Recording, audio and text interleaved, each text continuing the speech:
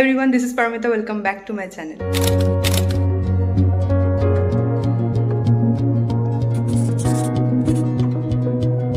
চলে এসেছি একটা নতুন ভিডিও নিয়ে। আজকে আমরা যেতে চলেছি কলকাতার দুটো প্লেসে। তো সেই দুটো হচ্ছে, একটা হচ্ছে প্রিন্সেপ ঘাট আর একটা যাব বাবুঘাট। বাবুঘাট এখানে যাচ্ছি, বাবুঘাটে যাব আমরা গঙ্গা আরতি দেখতে, আর প্রিন্সেপ ঘাটটা যাব এক্সপ্লোর করতে। তো চলো, আমি প্রায় রেডি হয়ে গেছি, চলো বেরিয়ে পড়ি।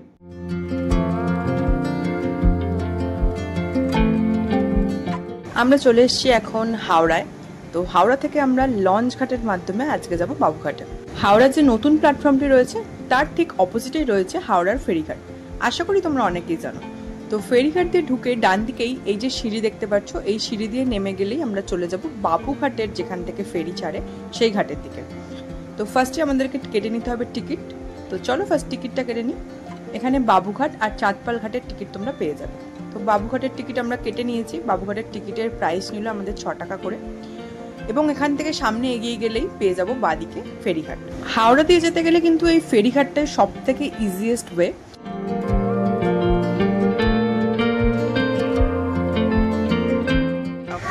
আমরা এখন কোথায় আছি? আমরা এখন হাওড়া ফেরিঘাটে। যারা কলকাতার দিক থেকে আসবে তাদের জন্য রুটটা আমি বলে দিই।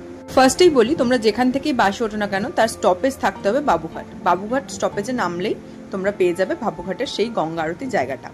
আর যারা ট্রেনে আসবে ভাবছো, ট্রেনে আসতে গেলে শিয়ালদা, দমদম বা কলকাতা স্টেশন থেকে ট্রেনে করে তোমরা চলে আসতে পারো এই বাবুঘাটে। বাবুঘাটে আসার জন্য কিন্তু অনেক ট্রেন অ্যাভেলেবেল রয়েছে। বিকালবেলার এই লঞ্চের যাত্রাটা কিন্তু সত্যি অপরূপ লাগে। গঙ্গার সৌন্দর্য উপভোগ করতে করতে আমরা চললাম বাবুঘাটের দিকে।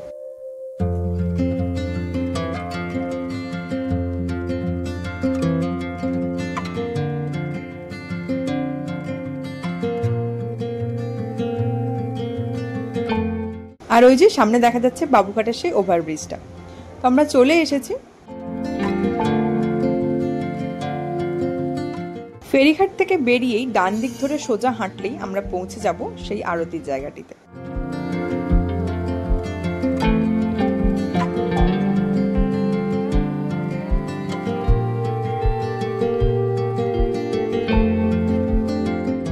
তো আমরা গিয়ে দেখলাম অলরেডি সেখানে প্রচুর ভিড় জমে গেছে। আমাদের আসতে একটু লেট হয়ে গেছিল।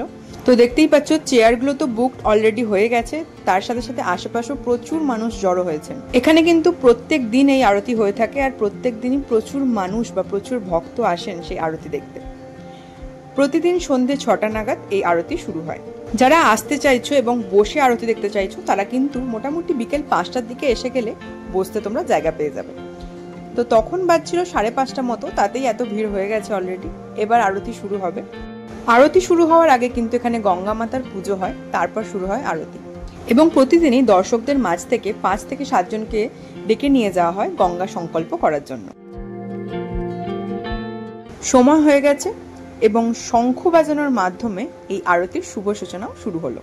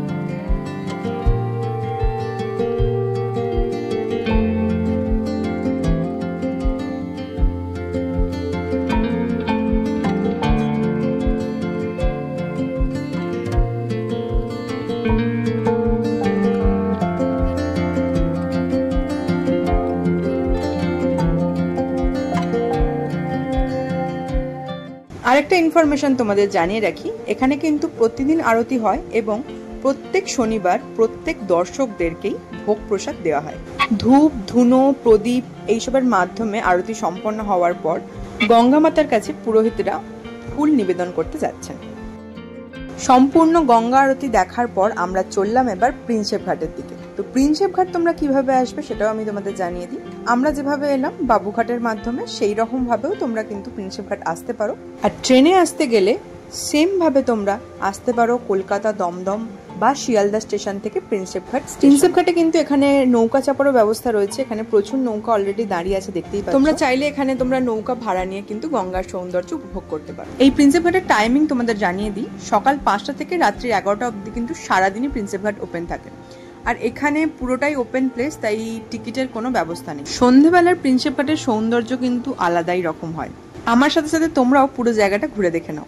1941 খ্রিস্টাব্দে জেমস প্রিন্সেপের মৃত্যুর পর তার নাম অনুযায়ী এই সৌধটি তৈরি করা হয়, যা এখন কলকাতার বিখ্যাত সৌধগুলির মধ্যে একটি। তোমাকে না লেখা চিঠিটা ডাক বাক্সে রাখো কোণে, সাদা খামের না লেখা নাম এঁকেছে তার গানে।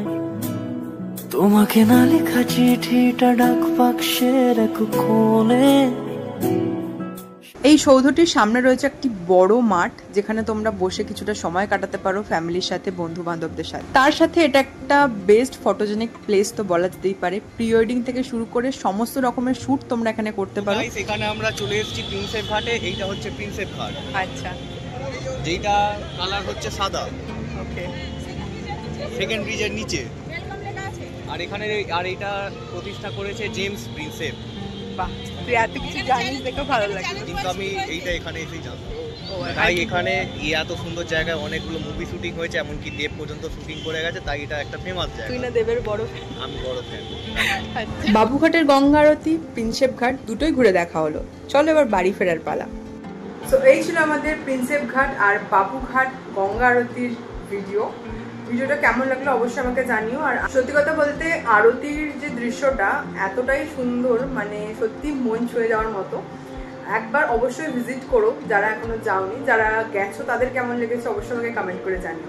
আর প্রিন্সেপ ঘাট নিয়ে আলাদা করে কিছু বলার নেই, প্রিন্সেপ ঘাট তো মোটামুটি সকলেই গেছো, তাও যারা যাওনি আমি বলবো অবশ্যই ঘুরে এসো। সন্ধ্যের দিকটা ওখানে তোমরা কিছুটা সময় কাটিয়েও আসতে পারো। তবে আজকের ওয়েদারটা একটু বেশি গরম ছিল, মানে কোনোরকম হাওয়া টাওয়া ছিল না, তাই আমরা ওখানে খুব একটা বেশি টাইম কাটাইনি। প্লাস একটু লেটও হয়ে গিয়েছিল আমাদের, সো একটু ঘুরে আমরা চলে এসেছি। সকালের দিকেও যেতে পারো, সকালের দিকে ভিডিও শ্যুট, ফটোশ্যুটের জন্য খুব ভালো একটা জায়গা।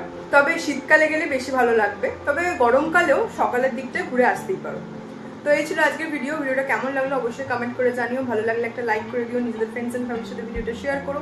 আর আমার চ্যানেল যারা নতুন, চ্যানেলকে সাবস্ক্রাইব করে দিও, পাশে থাকা বেল আইকনটা অন করে দিও যাতে তোমরা অল নোটিফিকেশন টাইমলি পেয়ে যাও। তো আজকের ভিডিও এতটাই, দেখা হচ্ছে নেক্সট ভিডিওতে। আজকের মতো টাটা।